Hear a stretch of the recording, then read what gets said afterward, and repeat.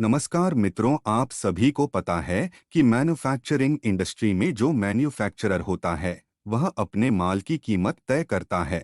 परंतु किसान यह एकमेव ऐसा मैन्युफैक्चरर है जो अपने माल की कीमत खुद तय नहीं कर पाता। वह व्यापारियों के ऊपर निर्भर रहता है और उसकी निर्भरता उचित है, क्योंकि किसान ऐसी चीजों का उत्पादन करता है जो सही समय पर नहीं बिकी तो उसका मूल्य शून्य भी हो सकता है। इसे हम पेरिशेबल गुड्स कहते हैं। इस समस्या को हल करना है तो हमें दो अलग अलग स्टेजेस पर काम करना होगा। अब जान लेते स्टेज 1 में क्या आता है।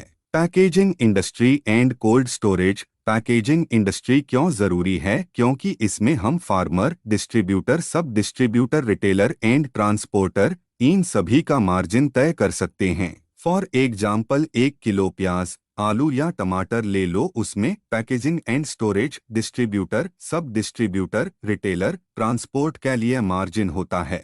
ऐसे करके हम सभी लोगों का जो इस श्रृंखला का हिस्सा है उन सब का मार्जिन तय कर सकते हैं। अब जान लेते कोल्ड स्टोरेज क्यों जरूरी है। कोल्ड स्टोरेज का यह महत्व है कि according to demand supply chain maintain करना। जब भी ओवर प्रोडक्शन होता है उसे स्टोर करके जरूरत के हिसाब से उसकी सप्लाई बढ़ाकर कीमतों पर नियंत्रण लाते हैं और माल का नुकसान बहुत हद तक कम कर सकते हैं। अब जानते हैं स्टेज 2 में क्या होता है। स्टेज 2 में सरकार का रोल आता है। पूरे जिले में कहाँ कौन सा उत्पादन हो रहा है इसका रिकॉर्ड रखना, इसका डाटा मेंटेन करना और योग्य जानकारी किसानों तक पहुंचाने होगी, जिससे कि ओवर प्रोडक्शन के खतरे से किसानों को बचाया जा सकता है। और लास्ट में आता है ट्रांसपोर्टेशन। ट्रांसपोर्टेशन में सरकार फल सब्जी के वाहनों पर टोल माफ करके ट्रांसपोर्टेशन का खर्च कम कर सकते हैं। यह बदलाव करने के बाद यह इंडस्ट्री एक ऑर्गेनाइज्ड इंडस्ट्री में तब्दील हो सकती है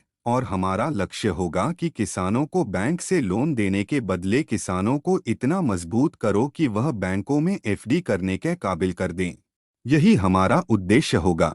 एक देश, एक धर्म, एक पहचान।